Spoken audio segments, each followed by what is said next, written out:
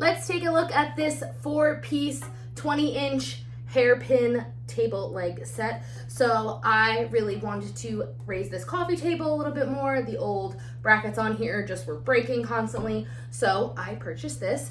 I really like them. I think they are very sturdy. They come with these 4 floor protectors. I personally do not like them. I don't like the way they look, but they are there if you so desire, and they just clip on to the bottom of the table leg like so. It also comes with all of the hardware that you will need. The one thing I will note is that these screws were a little bit longer than what I needed, so I did have to use some washers. I also could have used some shorter screws, but I had washers, so that's what we did. So it's super simple. I do suggest pre-drilling into your table if you do not already have any sort of holes there, just so you don't splinter the wood or whatever you are drilling into. But I think they're super sturdy.